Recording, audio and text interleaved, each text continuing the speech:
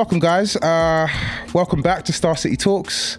I've got a really good, close friend, brother, nephew, colleague. We've done a lot together, but you guys will know him as Wayne Woodward, who's come to join us today just to chop it up, really. But hello, everybody. Yeah, Wayne. How are we doing, man? Good, man. Good. More importantly, how are you? Yeah, really well. Business is going good. Yeah. Very busy with the singing. Yeah, we're smashing it at the moment. Yeah, you're doing a lot, and that's partly why I wanted to talk to you, because you actually cover quite a lot of bases as a person. For a quick intro about Wayne, I met Wayne flipping heck a number of years ago. Let's just say a number of years ago. Maybe 12 years. Yeah, we're 13, over a decade for sure. 15 years ago. And I think the most I had met you. You'd been around the way, obviously run a recording studio. You come through, I think, but the most memorable occasion for me was where you walked through the door. I think you were dressed as if you'd just come off a building site. Yeah. And my expectation of you at this point in time was that, okay, you've come for a session, you're probably going to come and record a rap or, at the time, maybe like an R&B song. And you was like, right, I've got this, I think it's Frank Sinatra is a song. Well, so actually, so that's about right. But previous to that, I only found out about you through rappers. And at the time, I was like singing for all of my mates used to rap when we were all younger. I used to do a little bit myself. Crazy, like I sing Sinatra. I was fully rapping. That's what I'm saying. But I used to sing like their choruses, and I used to come in and, it was like that vibe. It was all rappers in here, and I was like, okay, cool. I was like, but it's a studio, and I wanted to get into studio, and I had a secret love for Sinatra and old music, which my rapper friends I didn't think would understand at the time, being so young. Yeah. It's an old form of music. So I was like, let me message this guy directly. So I messaged you and said, look, I'd like to come in on my own and do something very different from, rappers and the songs that the style of music we were doing. And I did walks in off of a building site one day, and yeah, that's what I remember. Covered in dust, and then you just went in. Yeah, do you know what I mean? I don't think we'd spoken a few times, but we'd kind of spoken on all right, mate, you're with someone else. Nice to see you. So when you come in and we kind of had a chat, it was now like, all right, cool. This kid, respectfully, is gonna do his thing, and I thought, all right, we're doing swing music, had no idea what to expect. And I think we'll get onto this in a minute when we talk about, where things kind of went from there. But it was just like, you opened your mouth, started singing this stuff, and I was like, what? I remember your head sort of came up from the thing, like, what's happening here? Where did that come from? Yeah. And I was like, oh, my dad kind of likes this music, and But there's liking it, and there's being a singer, and then there's having a voice of like an old school great. Yeah, and really casually walking around Sutton. That modern type of music that I was doing in the past, and I still obviously not rap, but I do modern stuff now. Yeah. And I guess the area of my vocal that I'm using is very different from what I guess the tone of voice I'd use for my jazz stuff, you know what I mean? Yeah. Like there's definitely different elements of my vocal that I can pull out and go, well, actually, this is a reggae song, so let me sing this like this. For sure. This is a jazz song, I'm going to sing this like this, yeah. And I think that probably came from trying to imitate vocalists growing up, all of my heroes. If I liked a Bob Marley song, I'd, as you do, try and sound like that artist at the start, and then I like Sinatra, so I'm going to sing a Sinatra song and try and sound like Sinatra. And then I guess over time you just sort of figure out your own tone and your own vibe, and you kind of take little bits from all of these artists that you've learnt from and create your own kind of vibe, I guess. For real. I mean, jazz in itself is a very complex music style, though. Yeah. Do you know what I mean? Not most people don't, I say most, but a lot of people don't really appreciate jazz because it's quite complex to even understand in terms of the melodies and where it moves. So for you, it's very melody driven. Yeah, jazz music is very melody driven. Absolutely, but not just like you can whistle to A major chord, C major. It's not that. It's moving in weird places. There's like a lot 21 chords in one song. That's what I'm saying. Yeah. And so it's quite something to have been very good at very young. Do you know what I mean? Without formally being trained in it. Yeah. You know, people I knew at your age, when I met you doing what you were doing, had gone to music school and had, you know, grade 8 in singing. Or well, I still struggle with that now. So not having any real training, like my training has been, you know, 12 years in the field now, like performing every weekend. That's training, man. And arguably the best training you can get, really. Absolutely. And I think most musicians or performers would agree with that. But I find when I am out performing with a band specifically, like these boys have all been to university, they're all classically trained. When we're in a recording session, or if we're in a rehearsal session, the terminology that these boys use is like, sometimes will just go way over my head. And I think that can sometimes be a struggle with not having any, you know, previous training or like classical training. Yeah, I get that. But it's good though, on that note, it's good that you surround yourself with people that are... Oh yeah, man, you know and I'm mean? still learning, and I love to be able to like almost orchestrate a band when I'm performing. And I think at the start it almost felt like I didn't have the right to, because these guys are so much more knowledgeable than I was musically. I was like, are these guys looking at me like, who is this guy to sort of tell me when to start playing or when to stop playing, you know what I mean? Yeah. But it's ironic because you're like the leader. You're the whole reason they're there. Yeah, crazy. Yeah, but I learn a lot from these guys, and it's amazing. I can't remember where we were. Well, look, I mean, let's do you know what? Let's go back to the beginning a little bit, because obviously now we've kind of met. You are a singer, and then what felt like, so this is my experience, and I want you to give us yours, because to me, we decided, obviously I'm running a business, you come in and do something special, we get along like a house on fire. So from me, we create a video which we put up on YouTube, which is you singing Fly Me to the Moon. Yeah, so going back to, I started singing Fly Me to the Moon, and your head sort of come up from behind the screen like, well, that's different to what you normally do. Yeah. And I went home with the recording, which I used to pest you for, because I always wanted to hear it back straight away. Can you send it to me now? Send it to me now before I leave. I'll leave in a minute. Just send it first. Once I've got it. Once I've seen that in my box. Yeah, and you messaged me like, I videoed it.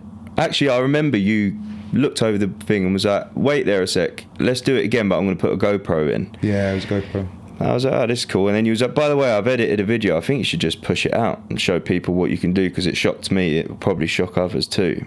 And it did, man. And I think at the same time, my dad was a landlord of a pub. He didn't have the pub anymore at this point, I don't think.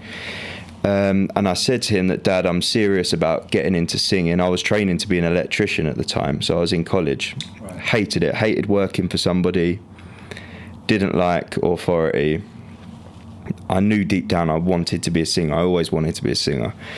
So I said to my dad, who's the agent that you used to use to get your singers at the pub on a weekend? And he said the name of this agent. And I used to email him, Facebook him, get his number off people and text him and say like, hi, Mr. So-and-so, my name's Wayne, like I'd love to sing for you guys. And it was probably about 6 months trying to reach out to this guy, and I never got one response. And we laugh about it now because I told him about it years later, and he actually found me in his like message request, like, hello, Mr. blah, blah, blah, like, do you mind if you give me some work? And we laugh about it now. But one day my mum and dad rang me and was like, we're in a pub, like, locally. It was about a 20-minute walk from our house at the time. And that agent that I used to get singers from, he's in this pub right now and there's a singer playing. So I was like, I'm on my way. Hung up the phone and I ran. I got to the pub and I was sweaty mess. And I went straight up to the singer and said, hi, it's my mum's birthday. It wasn't. Do you mind if I sing a song to her on your break? And she was like, let me ask the barman, make sure he's okay with it. The pub was like, yeah, it's his mum's birthday. Let the boy sing a song. So I sang a song, and I think it was Everybody Loves Somebody, Dean Martin, which again was hopefully trying to shock people, because I'm like 17, 18 at the time. So I was a young kid singing this sort of music. I sang the song, got a really big round of applause. Everyone was like, loved it. I achieved what I went there to do. And then I'm watching this Roy guy. Oh, I said his name. I was watching this agent guy, and he didn't know I knew who he was, but I saw he went to the bar. So I went to the bar at the same time and started talking to the landlord and said, hey mate, did you like the song that I just done? I'm really looking to try and get into pub singing. Would you mind giving me potentially my first gig here? And at which point this guy next to me, who I knew who he was, sort of went like this to the barman and said, hi mate, my name is so and so. And I was like, hi, my name's Wayne. Like, I just pretended I didn't know who he was. He was like, yeah, so you're thinking about doing it? I put this singer in here tonight. Let's see how you get on. We'll do your first gig in here. He said to the landlord, you happy with that? And he said, yeah, I'm happy with that. So I came. I'd been practicing like 3 45-minute sets that I could do, you know, like one jazz set, one party set, one sing-along set. This would be good for a pub gig. Because my dad used to plonk me on the stool every weekend and be like, just watch that singer, just watch him, watch what he does, watch what he sings. And I learnt from watching singers from it. My dad would just sit me on the stool and I would just sit and watch these guys. So I used what I learnt from watching these guys in my dad's pub to try and build a pub show that I thought would be good. I went and done my first ever show at this pub. The agent came, and the next morning he called me and was like, you've done amazing. Give me your calendar. And within that one day, I had Friday, Saturday, Sunday booked in my calendar in pubs, clubs and restaurants for the rest of the year. And at that point, singing, you know, a few songs that I'm good at, to singing 3 45-minute sets is a big jump. That's a lot on the vocal. That's a lot. But now doing that on a Friday and a Saturday, by the Sunday, every Sunday for the first 6 months, I was ringing him. My voice is gone. I had to cancel every week. My voice is gone. Yeah. I started to get used to it. The muscles were building and growing, and you know, now I could quite happily do 7 days a week if providing it's not too heavy, or you know, if it's just jazz stuff, I could do that 7 days a week all day long. It's quite easy on the vocal. But he filled up my calendar, and I remember saying to my mum, like, look, at the time I was earning about 200 quid a night on average. It was like 180 on a Friday, 200 to 250 on a Saturday, maybe 160 on a Sunday. So yeah, I don't know what that average is, but I was earning around £600 a week. I was earning less than that doing my electrical apprenticeship. And I remember thinking, I'm getting £300 a week doing this electrical apprenticeship, and I'm getting up at like 5 in the morning and travelling on tubes and trains in the cold, wet English weather to go to like wherever it was, central London, to be shouted at because I wasn't wiring a socket right. You know what I mean? Yeah. So I said to my mum, I was like, I've secured this amount of money for the rest of the year. It's certified work. I'm earning double the amount I'm earning doing my electrical apprenticeship. So that extra £300 a week, I'm going to put into this new guy that I've met who said that he'll record all of my sessions, and I'm going to go to the studio every single week.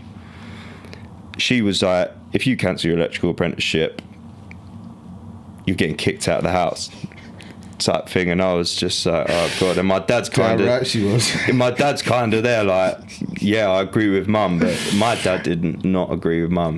He was like, my son's a singer, like you know what I mean? He knows what a peaceful house looks like, though, doesn't he? Yeah, you know and obviously I mean? now my mum looks back and she's so proud, but like at the time it just seemed like the wrong, and I get it, I get why it would have sounded like the wrong move, but I use that extra income to come here every week, and between me and you putting out one video a week, we grew like a real good audience, man. Like within months we were Yeah, we smashed it, man. Yeah. Like, we literally smashed it. Like, it was so unexpected.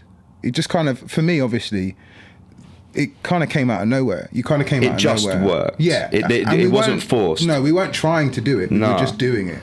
And obviously, it was kind of, this is a number of years ago, so YouTube was slightly different. It's still kind of a bit more... It was, Facebook was heavy. Yeah, well, this is what now happens as far as I was concerned. I don't know if it came to you or whether it came to me, but you got a message. Yeah. Which basically changed the game. Because this message was from not a talent recruiter, but he was a producer and finding talent for Britain's Got Talent. Yeah. And he basically had said to you that he wanted you to come on audition, but skip the line. Yeah, so at that point, you was like... Essentially. And obviously, with your knowledge in the game and teaching at, where is it? You said, I think it was Point Blank at the time. Yeah, or ACM. ACM, and the places you've worked, like Abbey Road. Can I say that? Well, yeah, we could. But I hadn't at the time. You hadn't at the time. Do you see what I'm saying? Yeah. But with your knowledge and everything, I was like, this is the perfect guy to represent me. So I didn't want this pub agent to represent me because I was aiming a lot higher than that. And then you was like, look, I'll represent you, man. And it was like, it was just made sense. We wasn't forcing nothing. It was just happened naturally. So I was like, it was perfect. Yeah. Yeah. And then I remember it was you that, because I probably would have had to queue up all day. But you was like, well, actually, my client has a job this evening, so we can come in, but you've got an hour. And they literally was like, yeah, sweet. So we got ushered past we had thousands of people. Yeah. Thousands of people. The Centre, wasn't it? The London Excel. Yeah. Thousands of people. And this is funny because I remember being younger and saying to my best mate, look, I really want to be a singer. I want to go try for X Factor. And I remember standing in the X Factor queue for 24 hours, just stood like sheep and like waving to cameras in helicopters, because that's how long they didn't have drones back then. No, that was long. Yeah, man, long, crazy. And like knowing how grueling that is for real like people who want to be the next big thing. It was like, you was like, well, my client can't, and we just walked past that queue. I went in, done 3 songs I thought would surprise them. Smashed it as well. Yeah, and they was like, okay, you're going to be on the televised auditions in a few weeks. Yeah. And it was literally that quick, man. It's and what was funny about, I mean, the whole, we'll go into the experience, but the whole thing was funny because that whole TV show happens essentially in 3 visits to a theatre, doesn't it? Basically, we did you did your audition, then we went to the televised theatre audition. Then you're on the show. Yeah. And there's only like 3 episodes of the show. Yeah, because... Essentially, because there's so many characters that... Compared to like X Factor when they do, the judges' houses and they do, like, there seems to be a lot of run for a lot longer, but Britain's Got Talent was audition, semi-final, and final. There's more to the TV show. Yeah. There's a lot more weeks, but in terms of your experience, you only show up 3 or 4 times to be a winner or not. Yeah. Do you see what I'm saying? But the crazy thing is, in between that, you've got like Addison Lee, blacked out Addison Lee's at your front door at 6 a.m. to take you to morning TV, or to take you to rehearsals, or to vocal lessons, or to wardrobe appointments, or like newspaper interviews, or like podcasts like this. For that period of time, it was like, we've done it. Like, to me anyway. No, as a naive young man, it was like, oh, that's what it was though, mate. I remember, be it like, obviously you've always been. It's funny because you're such a nice guy, and I think that's what most people find out about you the moment they meet you. They're like, oh, you're lovely. Yeah. And so you're already kind of because you'd already been doing the odd pub here and there. It wasn't impossible for someone to see you on the high street and go, all right, Wayne, that was happening. Yeah. But the moment you'd hit that TV screen after that first audition, it's like, I remember having, I think it was we'd started your Twitter account and just watching the numbers roll in, and then all right Wayne on the high street. It was just insane. And do you know what? Even now, people say like, "Oh, was you on Britain's Got Talent? Oh, where did you?" Because obviously, you know, time goes on, and there's new winners, and this was 10 years ago now. Yeah. So yes, I walk down the high street now, and fair play, in my local area, it's a bit different. But if you put me in, I don't know, Liverpool or wherever, and I walk down the road, I probably wouldn't get noticed by anyone. Well, I don't know. Sometimes, but. It depends if they're like real fans of Britain's Got Talent. And actually, I think the ratings, I think we probably got the last year of a really good series. I think so. Because everyone that I saw after that, I would watch their following, and their following wouldn't really move. And I'm coming back to a story where I knew that the audition was about to be televised. The producer said it's going to be televised. I was playing in a pub in Bognor that night. And I said to the pub, I'm going to be on Britain's Got Talent tonight. Can we turn on all the TVs and watch my performance? I know I'm supposed to start at 8, but the show starts at 8. Can we turn on the TVs? Because you guys are going to witness it for the first time like I am. And it came on the telly. The whole pub are cheering for me, rooting for me, because I've sang there, you know, loads of times before. And I walked out on the stage. I'm watching myself on the telly. Everyone's cheering around me in this small little pub. And I walk on stage and go, "What's your name?" "Hi, I'm Wayne Woodward." As soon as my name was mentioned on that TV screen, everyone was screaming. My dad's crying. My, I think, girlfriend at the time was like over the moon. And my sister's like, "Look at your phone, Wayne." And I remember looking at my phone, and it was like, it was just going like this. And it was like, it wasn't one, it was like, can't even explain how it looks when notifications are flooding in like they were. They were literally 20 notifications every second. It was like 20. I'm like, I thought my phone was going to blow up. Like, I thought it was going to crash and just turn off at this point, because I thought it was too much. It's a lot. And I'm like, look at my phone. And then someone else is going, "Wayne, look at your Instagram account. You've got 30 or however many it was. Or look at your Twitter. You had like 60K." Because I think over time, them numbers did go down. But at the very beginning, there was like 60K. It went from 1,000 to like 60K on Facebook. 60K or even more on Facebook, and then 60K on Twitter. So across all platforms, it was like, there was like, and a lot of, also, your audience are very like vocal, very engaged. Do you know what I'm saying? They say a lot. They don't, it's not like just likes, there's comments, it's all coming in at once. Do you know what I'm saying? And the amount of inboxes I got, I mean, for a young lad in his very early 20s, insane. Crazy. Insane. Like, I mean, I remember managing one inbox, you know, one of the inboxes, and it was like, this is just ridiculous. From the interesting thing is, though, is like, it was like everything from fans to women to business. Do you see what I'm saying? It was like, it's all coming in. But it was hard to filter it. Oh, it was very hard to filter it. Filter through even a lot, and this is the funny thing, even a lot of people that were like, "Can you come and sing for free?" Like, do you see what I'm saying? And there was a lot of that, because it's like, admittedly, you're doing your charitable bit, but there was just a lot of ask at that point. Like, you know what I mean? And I think there's definitely something to be said about, because I even know till this day that my reach, if I were to put up a video or a reel now, my reach is nowhere near the same as what it would have been back then. Nowhere near. If anything, my reach really struggles now, just because, you know, social media has changed, and you have to be persistent, and your quality of content has to be, you know, a certain level of quality. The algorithms and stuff. But I still know that there's something to be said about when you're doing well, you pop up on TV at some point, or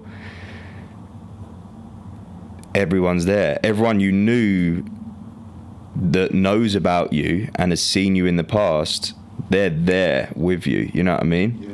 The minute you're not doing things like that, you're like, I don't know, where's that? There's nowhere near as many likes on this post. I'm not doing anything different. The only difference is I'm on national TV. Yeah.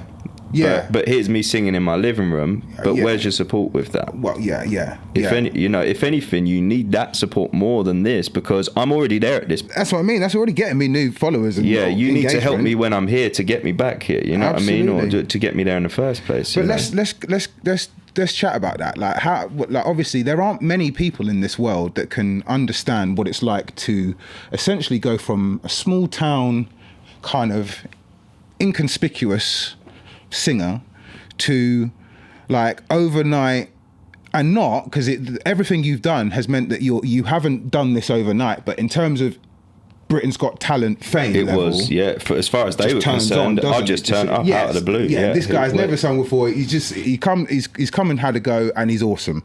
It looks like that, it presents like that, but like how has, like, you know, what does it look like? Because obviously Britain's Got Talent shot you to crazy fame, like. And I was there with you for a lot of it, but also the audience that we're talking to don't know this. So how and actually, you... I wanted to cover that, because we were going to say that people still can't and go, oh, what, you came second? Or I can walk places now and people won't recognise me because it's been so long since.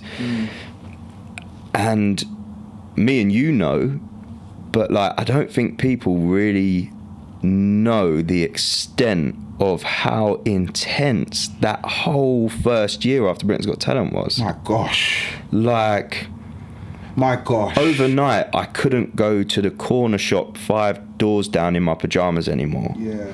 Because I could be standing on my driveway talking on the phone, and like a school trip would be coming past my house, walking down the road to the train station over the road, and they would all just stop and just scream, and I'm like waving at these young kids that are screaming. Crazy. like they're on a roller coaster, like it's crazy.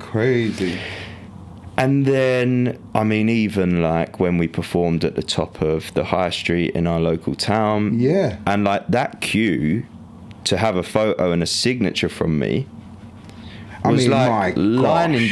It was down the high. It was halfway down the high street. Like, that's crazy. Silly. Like that's what fame is. Crazy. But it was like, this is insane. Or like that time where, and it's still probably one of my biggest jobs to date, but we performed at the NEC in Birmingham for like the International Slimming World Awards, and you were like, you do not make any fat jokes, and I didn't make any fat jokes, but there was a few like on the tip of my tongue. And Stephen Mulhern was hosting it, and it was, I just remember getting there and being behind the curtain, and like everyone was ants in the distance because it was so massive in there, and the 2 big screens either side of the stage, and I was obviously behind the curtain. It comes up, Wayne Woodward, because I'm about to come on. And the curtain just started rumbling, where people were running to the front of the stage to be near me. And I'm right behind this curtain here, and there's people trying to open it, trying to grab my ankles, like... Mad. Crazy, man. Like, I'm walking from the bottom of the high street, because I never changed what I did. I still went and got my hair cut at the bottom of the high street. Honestly, being with you sometimes was so long. Crazy. You've got to stop and say hello to everyone. Yeah, like walking from the bottom of the high street to the top. By the time I get to the middle, I would have picked up 4 or 5 people that are now just walking with me up the high street. And I'm talking to them all, and you know, one person stops and someone else will, and then someone else stops for a photo, and before you know it, I've got like 20 people around me in the high street. I'm just trying to get to Morrison's to get a salad, literally. Yeah. Do you know what I mean? Yeah. The consequences of fame. Yeah, man. But I would never, ever was I loved it. You know, it was like, I've wanted this my whole life. Yeah. You know, I loved it, and I never once shrugged anyone off. I can imagine, and like I say to people now, the and I hate saying it, but the little taste of fame that I did get, I can understand why people get irritated with that constantly. I can appreciate that. Yeah, that forever But would be because long. it was, because like compared to some of these celebs that we're talking about, obviously I was, you know, Z-lister still at this point. I mean, at the point in time, it's I very much wasn't. A-list. It's I- for pop culture at the time. I was. They knew what they were doing as a company. Front to of make the you guys, newspapers. yeah, that's my and, point. like, You were very much on the news. It was like hot. I was being hot stuff. spoken about everywhere. Like every day it was like, oh, go and get that paper. I even remember, you tell me, I'm sure you had like a newspaper article in the Sun that we didn't quite like. It was like, they said something that was a bit like, these lot have been stupid. But even that is part of fame, isn't it? Where you're not in control of the whole narrative. Some people are just writing there was what they want, aren't they? There was one article, especially after Britain's Got Talent, in the Sun that basically said that I basically coated off Britain's Got Talent and said they're done with helping anybody become an artist. They make enough money off of the show. Well, that's not a lie, is it? Yeah, and they but they put up this article and it was like they definitely twisted my words, because the interview I had with the paper was more saying, you know, how appreciative and how grateful I was for that stage and that you know, that platform, and I was so grateful for the opportunity they gave me. And the Sun made it look like I was bitter about, I don't know, not getting out. I mean, we had the Sun needed an angle though. They did need an angle, and they're trying to sell a newspaper, so they took what they wanted. Yeah, but it made me look like, because I'm, even to this day, I'm so grateful for the platform it gave me, man. And I think, yeah, but if I may though, because I think this, you know, again, looking at you go through it. One, the platform is amazing in what it does for you, but it almost does it too quickly and then gives you absolutely no support, like mentally wise, for aftercare. Like I think they put together like an agency which is supposed to take care of some of the bookings for you, because obviously they've got your name attached to their brand. They want to make a commission off of you going out after that. Yeah, I remember that, and I think I remember not turning it down, but just not following through with we weren't that very keen on agent. It wasn't very, because they weren't going to do much. They were going to sit back, basically wait for people to ring them, and then they were going to take a cut of the fee. And we were like, no, we're going to be active about this. Yeah. But I just felt that they didn't really provide you with a lot of stability afterwards. I remember, so obviously from getting Addison Lee cars 6 a.m, 7 days a week, to TV programs, morning television, newspapers, rehearsals, you know, I felt as though I was living how one of the A-list singers at the time would have been living. Absolutely. And, you know, my dinners were paid, my cabs were paid. So after the show, it was like, after the final, I came second, and it was like, okay, we'll get you your car home. I got my car home. I woke up in the morning and it was a bit like, my phone's quiet, there's no Addison Lee's outside, what happens now? And there's an aspect of, I then tried to continue that life that they gave me, as in, all right, well, this is my life now, so I have to get an Addison Lee to the restaurant I'm going to be eating at tonight. For sure. And now all of a sudden I'm funding this lifestyle. And fair enough, at the time, you know, the money we were making, the money we were making at the time was crazy. And it worked. You know, again, you're a young man at this point in time. And also it seems like this isn't going to come to an end at all. No, it was like, we've done it. We've made it. We've made it. This is what we needed to do to make it. And then, you know, you just keep it up from here. Business will come in, album will come out, so on and so forth. Do you know what I mean? But that being said, so you've come a long way from Britain's Got Talent. Yeah. But let's go into that, because some of the things I wanted to pick up on were, obviously you took your initial model, approached an agent, you went through, you very much a recording artist, very much a performing artist now, well versed in this. This is like, this is what you do. Yeah. You then obviously, Britain's Got Talent teaches us both a lot. God, right? Yeah. And the business minds and all of that we had on afterwards, it taught us both a lot. Yeah. You obviously have then modeled, taken your brand, and you have put together an agency of your own. Yeah. Swing King Entertainment. Yeah. Well, that kind of came from, so we're only 3 years into that now, and that kind of came from, we were doing I was doing great jobs, like, you know, some of the big London hotels, and loads of weddings, loads of corporate, some big names like Ferrari and things like that. We were doing loads of jobs like that, and we still are. But don't get me wrong, I've got, between now and then, I've had 3 kids, and I've been married myself. Yeah. And I've got, Yeah. now I've got dependents, you know what I mean? Absolutely. When I met you, I think you were living with mum and dad, right? Yeah. Single, had a girlfriend. Yeah. And now Had a few. Yeah, had a few. And now you're married, house, 3 kids, doing the bit and supporting all of that from business. Yeah, so I mean, don't get me wrong, this corporate and wedding and big job thing that I had going on after Britain's Got Talent, you know, that stayed, and we do have still existing customers, and we do still do some great, really big jobs. But now with 3 dependents, if there's a date in the diary that hasn't gone, and there's only, you know, 2 months to fill it and no one's taken it, then you best believe there will be a restaurant going in there, or there will be a club in there, or I don't know, Maureen's 60th birthday party is going in the diary, and I'll go and do it because I've got to make money, you know what I mean? Yeah, absolutely. It's my living now. Yeah, absolutely. So I try and take into consideration that I do still have some sort of reputation to hold on to, in the sense that if people are to see me singing in pubs every week, then once you start going back to pubs and stuff, it's hard to go back into the Savoy. Yeah, because they're like, hold on a minute, why are you charging me this to sing in the Savoy when you were at that pub the other week, and I know damn well they weren't paying that for you. Yeah.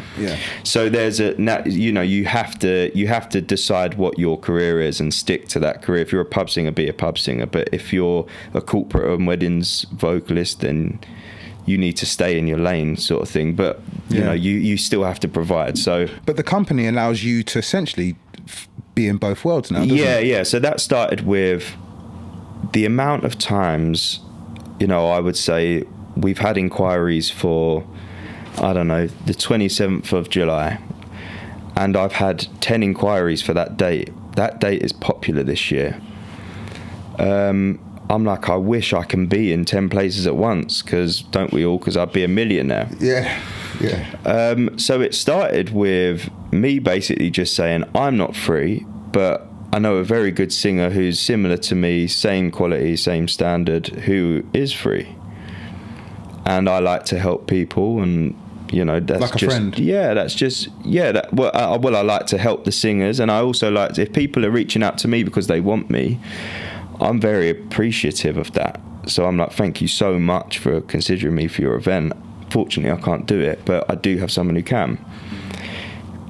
And after a while, that sort of went from just putting out a couple of my singer mates to jobs that I was supposed to be doing to, well, actually, we can also put a DJ in with that. Or, hold on a minute, you're having a birthday party, you're also looking for a photo booth, a dance floor, and a magician. We'll leave it with me, because I've been in this game 12 years now. I've got a cupboard full of business cards that I will only take someone's business card if I've seen their work personally, and I'm like, they are shit hot at what they do. Sure. So the level of quality of the suppliers I know and would recommend and put my name to their name, they're a certain level of quality. So I'm very happy to say, well, I know someone who can do it, and you'll be happy that I can't do it, but you'll be happy to know that I've got this guy available and he's got it covered. And you've like personally vouched for these people as well, essentially. Yeah, so I put my name to it. Which isn't what every agency can do. No, and I think there's something to be said about agencies where they have a handful of singers like we do. Well, a lot of agencies will have a very vast catalogue of singers, let's say, or tributes or duos or guitarists or whatever, musicians. And the more they grow as a company, because they probably start like we did with, I've got maybe a handful of like 12 singers in London, London and Surrey, that I know are like top shelf. They're top shelf vocalists. They're people that I look at and I'm like, wow. You would go watch them on a night out kind of thing, yeah. And every agent probably started with that. But as they grow and they get more venues, the demand becomes higher. But then the level of quality that they supply starts to decline because, okay, you've got 3 venues and 12 singers. You can rotate them singers in 3 venues. But now you've got 20 venues. You need to start finding some more singers. And believe me when I say I've scraped the barrel in London and Surrey. And I'm not saying there's not other great singers out there that I haven't met yet. But I've got a good idea of who, like, the top 20 are at least. But there's only as far as you can go with that. And the more venues we get, I'd much rather say, look, I'm going to be transparent. We can probably only take on another venue, or we can't take on another venue right now because I don't want to supply you any Tom, Dick and Harry that's available. And I think a lot of people with greed would quite happily just say, yeah, we've got a singer. And you'll find anyone who's free on that date. And the likelihood is if they're free on that date, there's a reason for that. Yeah, that's a very good point. You know what I mean? Good point. Also, reliability. Will they be at the gig? You know, will they cancel the gig? That stuff can also happen with really loose agents and, you know, non-accountable performers. So we tried to not be greedy, and it kind of started from me not being able to be in one place at you know, more than one place at a time. And then it grew to supplying packages for weddings and corporate events, and now we're putting out, like, you know, dance floors, DJs, sax and bongos, like mirror men and dancers and contortionists, and it's the whole entertainment. We will cover the whole entertainment aspect. And what's great about it is, because we've built such a rapport with all of these acts that are all a certain level of quality, all of these entertainers, because we now get them a lot of work, we're able to get a lot of trade prices off of them. So when people are coming to us for a package, not only do they benefit from not having to talk to 20 different suppliers, because we organise everything. If there's a late cancellation, we will have someone else in to replace them of the same quality and standard. And the trade rates that we get, there's no trick to it. You know, the reason we can get these guys so cheap is we get them a lot of work. Don't get me wrong, they're not, you know, you can get a lot cheaper, but we're providing a certain level of quality. But the reason we're able to do that is where most agents will say, this act costs this much, but they're only paying them this much. You know what I mean? So they're taking their profit off of the top. They're just buying and selling. So they'll say to the act, how much do you want? The act will say, I want 600 quid. They'll go back to the client and say, I've got this singer for you, but he costs $1,000, and they're going to pocket 400 quid. But we turned it into a cash flow business, and rather than trying to skim off of the top, we want people to come to us for that act because we can get them cheaper than what they're going to charge you more if you go to them direct. We will get them cheaper, but the way that we make our money is we look after the funds. So we're almost a bank at this point. So we look after the client's funds, and we will make sure they're covered in a late cancellation. We'll make sure the singer's covered in a late cancellation from the venue or the client. And all of that money will go into a high interest account, and we will make our money from the interest. So I'm only talking like 4.5% is the highest we can get at the minute. So we will only make 4.5% interest. It's not bad though. A year? No, it's not. It's if we're doing a really good turnover. If we've got a really good turnover, the more. I mean, the more money. The busier. Yeah, absolutely. But you know, if I'm only putting one singer out a month for, you know, 600 quid to $1,000, then 4.5% of that is not a lot. But no, we do, and I get a kick out of keeping singers busy, because I have been a singer that needed work and not had it. Despite being a good singer, and when I say a good singer, like, I'm such a small fish in a big pond of very talented people.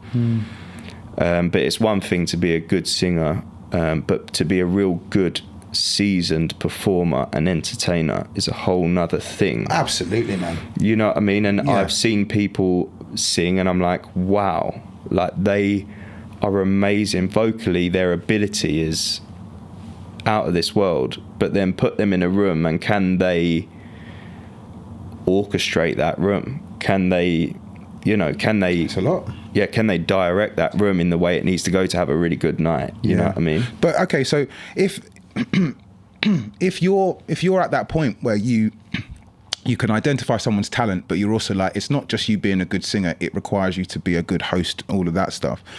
What would your advice be perhaps to someone that is a good singer but isn't currently a good host? Where do they start? If it's not with you, where would you say, before you come to me, go get your hours in? Where are they? How are they doing? My hours began in pubs, in pubs and clubs and restaurants and places, in safe spaces that you were able to. Friends and families' birthdays and parties. Friends and families' well? birthday. Yeah. 100%. That's a real safe space to get things wrong. Yeah, that's true. But pubs, clubs, and restaurants. When you're dealing with lower end budgets and an atmosphere where people were, let's have it right, only really there to be having a drink and a good time. Once everyone's by the third set, you can sing anything and they're going to have a good night the majority of the time. Yeah. I get that. It feels like by the third set, just don't mess this up. Do you know what I mean? Yeah. Because it's also like a fragile audience a little bit. Yeah. The first set, I would say, is the set that you don't mess up, because if they start walking out, then but if you get through the first set and the second set, the third set, they're all going to be drunk and they're going to dance to whatever you sing to. Yeah, I hear that. Yeah, whatever comes on is just, that's the night it is tonight. Yeah. So I'd just say get your hours in pubs, clubs, restaurants, open mic nights, calls. Big deal. But so I've been a singer that needed work. So to be able to provide work to other singers is really rewarding for me. But also I've been in venues, or I've been at weddings or events where I've seen a singer or some sort of entertainment, and I'm like, where did they find this entertainment? Because clearly my reach on social media isn't doing well enough, because they could have had. I hear that. And I'm not saying me specifically, but no, some of my good, one of these 12 top shelf singers, if they were, if their reach was doing good and their Instagram and stuff, they were doing great, the likelihood is they would have been performing there that night. Yeah. You know what I mean? And I would go to places like, wow, and also that's something to be said about people that are starting out. There's people making a living out of this that that aren't top shelf. Yeah, listen, we've all been to I'm pretty sure I could find a pub locally this week that would have a pretty average entertainment in it. Do you know what I mean? I wouldn't have to go far to find that. And I'm so far from somebody who is quick to criticize anyone's work. I will never criticize. Not at all. I will always I'll do the opposite, and I'll actually try and find the positives in their performance or their vocal. Making money out of it, that's already a positive. Because whatever you're doing, you're good at business. Do you see what I'm saying? 1,000%. If you're able to look, if McDonald's don't sell great burgers, has been some, but they sell a lot of them. Yeah, but there has been some entertainment in some events where I've been like, you need to put me onto whoever's doing your website, because how you're singing here right now is like crazy. Wow. Yeah. Find me your promo guy. Yeah. That is deep. How have you got this job? And then that's when it was a bit like, I'm not only here for the singers now. Now I'm a bit like, because whoever's organised this event, there is someone in this room somewhere looking at the singer and then looking at whoever's booked them, like. Well, yes. Meanwhile, whoever's booked them, make their money. Trying their best, to be like, no, he's good. I told you he's good. He's great. He's doing his thing. Do you know and what I'm saying? a bit like, well, look, you can't go wrong, because if I'm putting something to my name, you know, we're only going to be given a certain level of quality. So yeah, it helps both venue, couples, weddings. Like, it's such an important day. Like, that has to go right. It's massive, man. It's like, massive. It's the biggest. I was married last year, and it was the biggest day of my life. And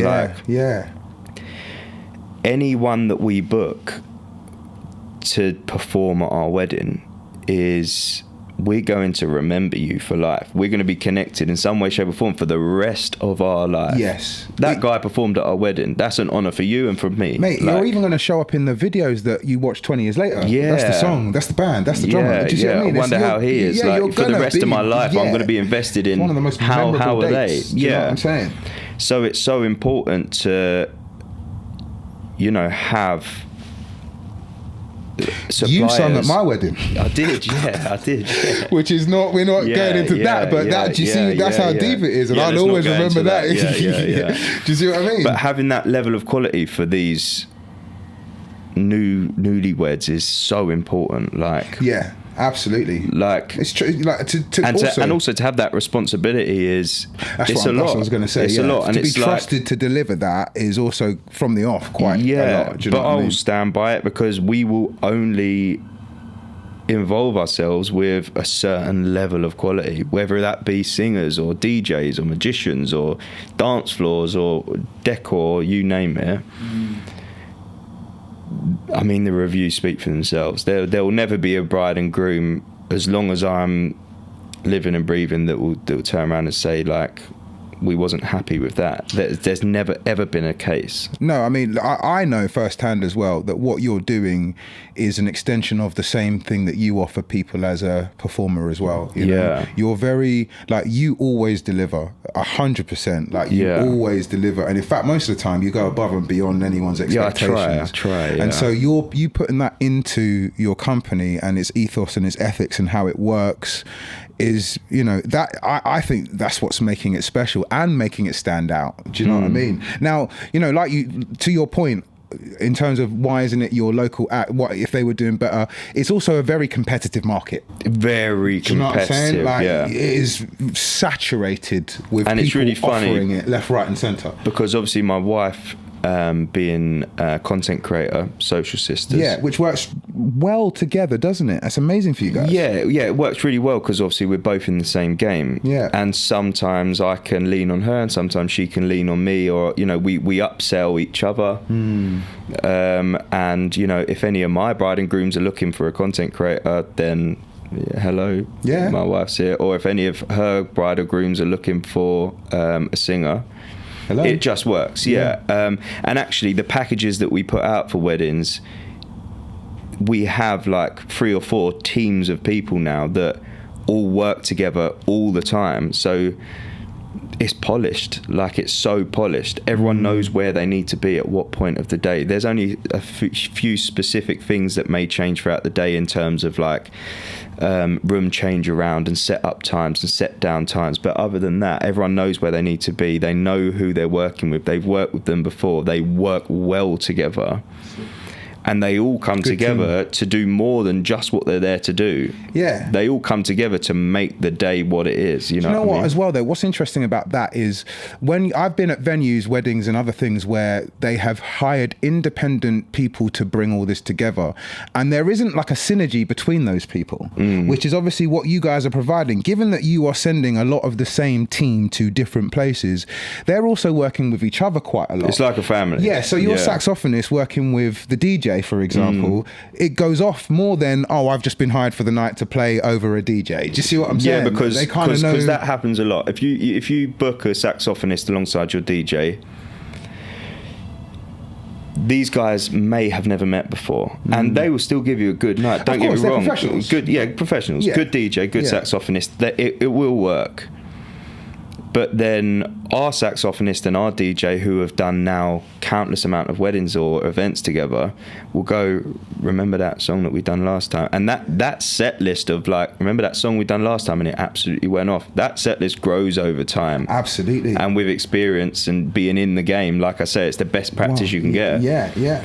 they know now what works for them, and they're almost given a show at this point. They've done it before and it's worked, which is extra essentially. It's kind of like, and that's important to a wedding or an event as well, that they kind of get this unique, we paid for this entertainment, but we're getting a unique experience from this. I didn't buy last week's show. I bought something that was going to happen with today's combination of people, timings, and do you know what I mean? And energies. And it's just like, it's obviously, it's quality. And I think what we do is, obviously the benefit of getting all your suppliers under one roof is, of course, on top of the money that we make through the small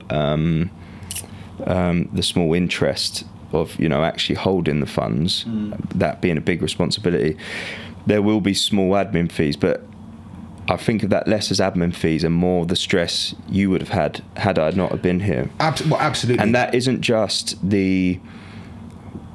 once you've decided what you want and we've quoted you for what we can offer, once you've decided what you want, I've then got to go and talk to all of these suppliers and make sure, one, they're available, two, they can cover these times, they can do it for the price that we've discussed.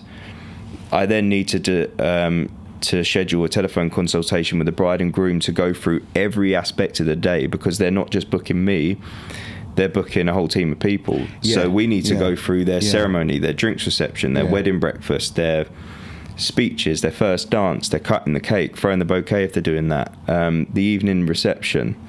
We need to go through every aspect of the day and figure out who needs to be where at what times.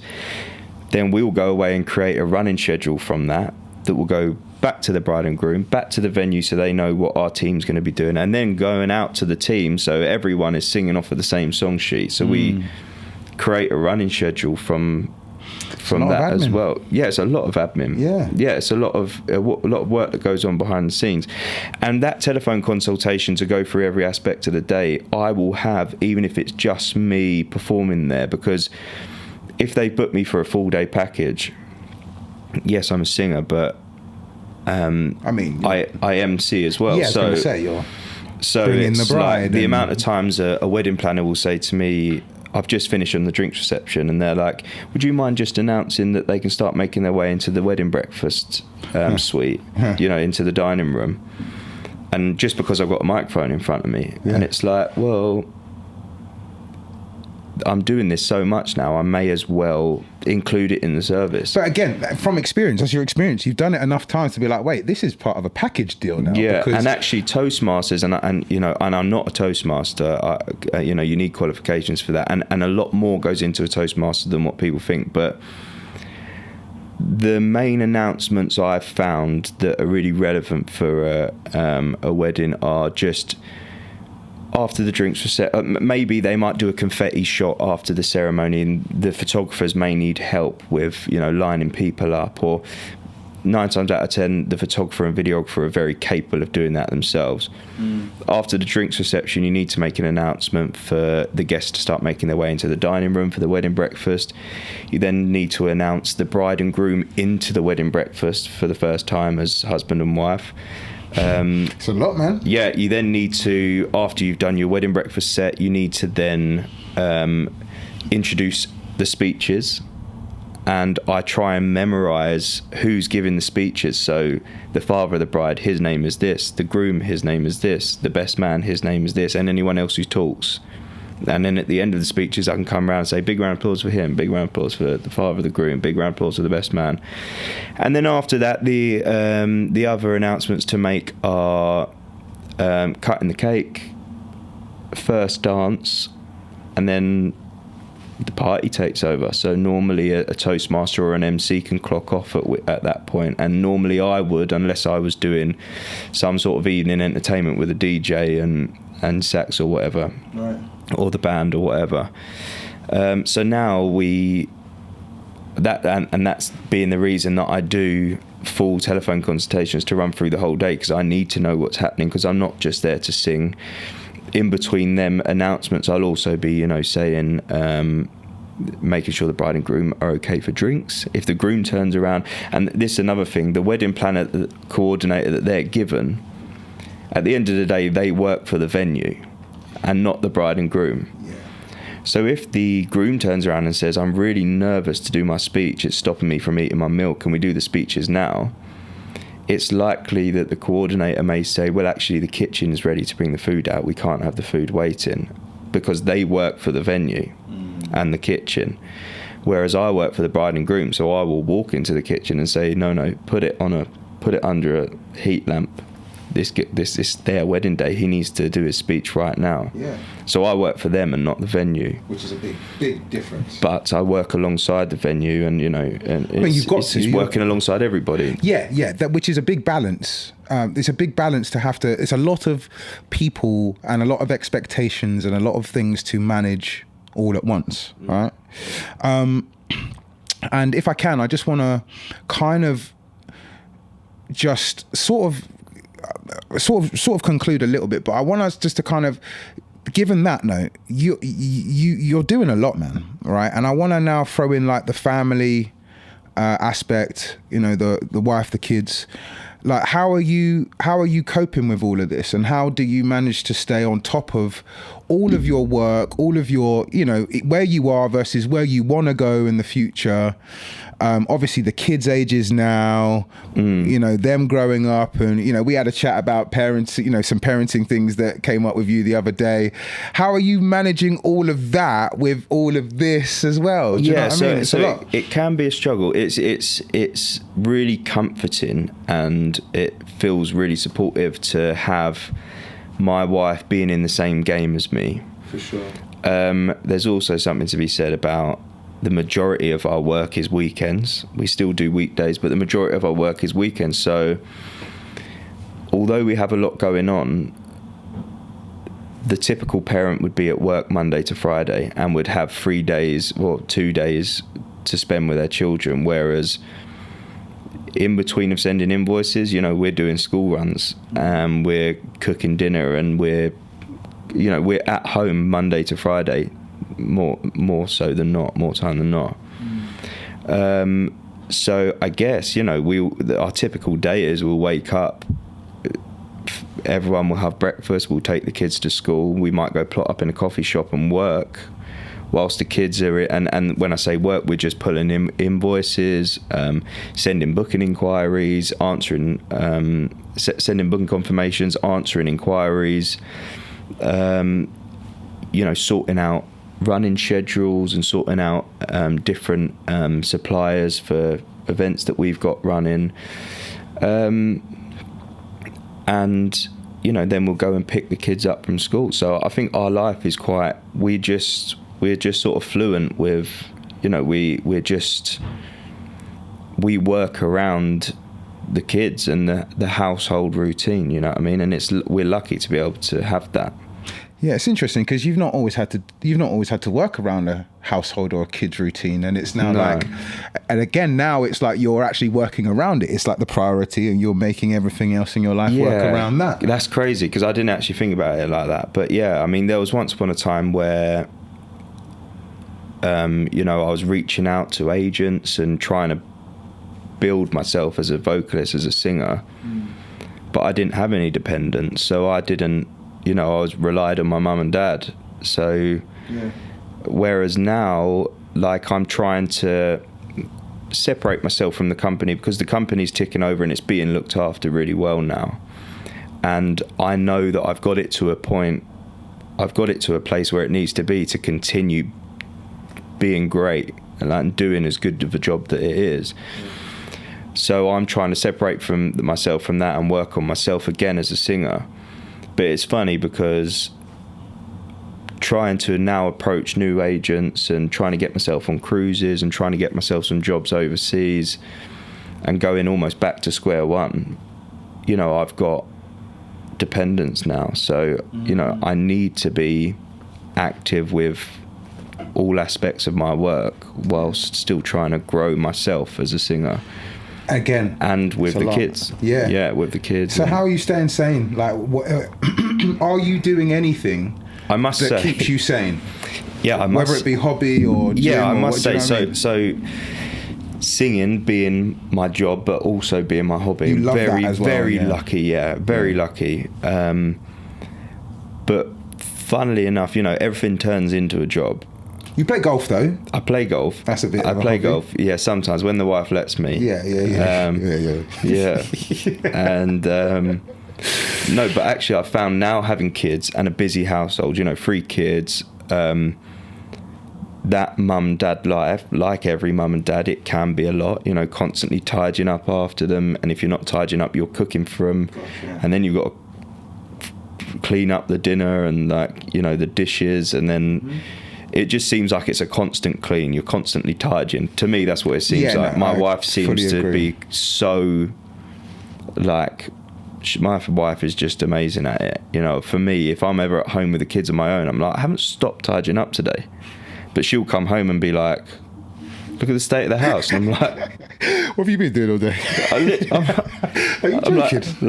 Yeah, because you haven't seen the mess that I've just cleaned up. But the thing is, she wouldn't have let it get like that in the first place. Right. So I guess, in answer to the question, my hobby now, having such a busy household and having kids, actually going to work and knowing I'm singing tomorrow for a lovely couple, or I'm singing at a lovely hotel like the Savoy or the Dorchester. I'm like, I can't wait to get out tomorrow and sing, because it's like, that's an experience, isn't it? Man, since I was 18, I sacrificed my social life because all of my friends were out Friday, Saturday, Sunday. Yeah. And in order to do this thing that I love, I had to sacrifice my social life. For the past 12 years, I've never had a New Year's Eve off. Which is, when you say it, it's wild now you're saying it, because I'm like, that is, if anyone's working a normal life, their time to be sociable is Friday night, Saturday night and weekend, Sunday. But you're out on those occasions. Yeah, and New Year's Eve. Yeah. New Year's Eve is a prime example, or Mother's Day, Father's Day, St. Patrick's Day. You've got to work all these special nights. Yeah, Valentine's Day. And that's a real hard thing to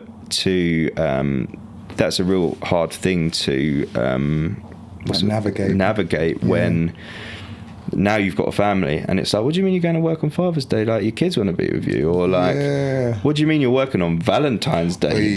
Yeah, it'll be your last. Yeah, but it's they're my days to.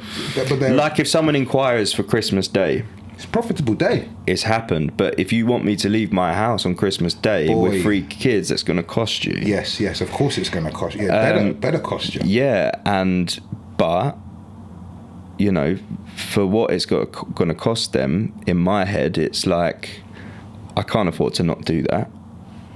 But in the eyes of my children and my wife, it's what do you mean you're going to work on Christmas Day? But that's a balance, isn't it? My job is just unsociable, and I profit most from the days that everyone else is out socialising, because that's the days you need as an entertainment. So I had to sacrifice that at a young age, and some parts of it was very, very good for me as a young kid, and the crowds that I was knocking around with, without singing, I could have gone a very, very different path. So it's good. Singing saved me in a sense, but I had to give up my social life, which I was completely happy with because I love singing. So now my hobbies and my release is still 12 years later going out and singing on a weekend. I look forward to it, man, because it's I'm here, there's no kids here, gonna go do what you love to do. I'm gonna just sing. I love it. I'll never get bored of it. It's the only job I've ever held down. Before I was 18, I was never out of work because my dad owned a pub, so I was working for all types of tradesmen. But I would last probably 2 weeks at most with each of them, because I didn't like authority. I didn't like getting up at 5 a.m. I weren't scared of a bit of graft, but I didn't like. I didn't like going to the same building site for 2 weeks. No, not everyone is designed to work for someone else either in that capacity. There's plenty that are, but not everyone is. It doesn't work with everybody's character to. And I tell you what, I do love, and I want to mention this is, I love nothing more than the fact my children are being brought up in an entrepreneurial household where both their parents work for themselves, and they've created businesses for themselves that are making an income, and it's living proof. And it's not just proof, but it's for them something to look up to. It's the inspirational. Right, yeah, it's for them. And you know what it is? I think for me, and maybe for you, but I didn't have to overcome it. My parents, like yours, were very supportive, but it's like a generational switch to overcome not just going down the conventional route of I'm going to get a job to I'm going to try and make what I want to work. And obviously, I've been the first generation in my family to lead by that example. I'm going to try this entrepreneur thing and do it. But obviously to now be bringing your children up in an environment where that is their default setting, like mum and dad work for themselves. That's now immediately coming to them. I half expect, you know, especially my eldest son, when he leaves school, and I'm like, well, if he goes to college to do, I don't know, music or sports or whatever he wants to do, because I was still encouraged that I loved college, you know, doing music at college. Yeah. Education's still important, man. Yeah, so I was, but I'm pretty sure when I say to him, well, whilst you're at college, you might as well do part-time stacking some shelves in Sainsbury's, I'm pretty damn certain he's going to say to me, what are you talking about, Dad? Yeah, well, yeah. Because I'd done that. I stacked shelves in Sainsbury's whilst I was... Yeah. But the conversations that I have with my son, that compared to the conversations my dad had with me, and this is my mum and dad have been so supportive of me, and they're like the best parents in the world. But yeah, that generational switch, they're so attuned and accustomed to, you have to go out and work for your money. There's no other way to do it. Yeah. Whereas the conversations I have with my kids is, well, actually, if you were to go and buy a jet wash and you went up the cul-de-sac and asked if they all wanted their driveway done, or if they wanted their driveway and their garden done, and you done a tenner for the driveway, 20 quid for the driveway and the garden, and then you say to them, oh, come back once a month to do this on like a subscriptional basis, and if you book me for 12 months in advance, I'll give you discount on that £10. I'll drop it down to £8 if you book me for 12 months now. Put that in an ISA, and by the time you're 30, you're going to be a millionaire. Bam. You know what I mean? And he's like, Dad, buy me a jet wash. I'll give you the money back for the jet wash in 1 month. Wow. And I'm like, I love it, but you're not having a jet wash. You know what I mean? But that kind of thing, I'm so grateful that they are already looking into the future in that way, because when you work for someone, your salary is your salary. Yeah. When you work for yourself, there's a ceiling. Yeah. When you work for yourself, it's infinite. It's as hard as you work. Yeah. And don't get me wrong, I do sit and send invoices off sitting in the barber's chair getting my hair cut. But I can also put my phone down and go on holiday for 10 days and completely leave my emails, and I'll pick it up when I come home. And not have to answer to anyone or excuse yourself for the time off. Do you know what I mean? Which goes a very long way. Yeah. You know? Yeah. We're going to have to wrap because of time. It's been an absolute pleasure. But I've really enjoyed just kind of, touching on some of these subjects with you, man. Obviously, there's going to be a few things that sort of pop up here, but where can people, if there's anyone, there's two things. If there's anyone that wants to book Swing King, where can they find you? And if there's anyone that's talent that wants to just get in touch with you with something they're doing, where can they find you? Swing King Entertainment, Instagram, website, and Facebook, or just Wayne Woodward Singer, Instagram, Facebook. Come to me direct. I'm happy to shout you out. I'm trying to focus on myself more so as a soloist singer now. Obviously I've got the option with the band, but I'm trying to focus on myself now, so I'd love to get on the cruises and stuff. So any agents out there that need a good entertainer, shout me out. Give it a cool. Yeah. Wicked, man. Well, thank you for coming on, bro. Very welcome. I really appreciate it, man. Love you, Jay. Love you too, bro.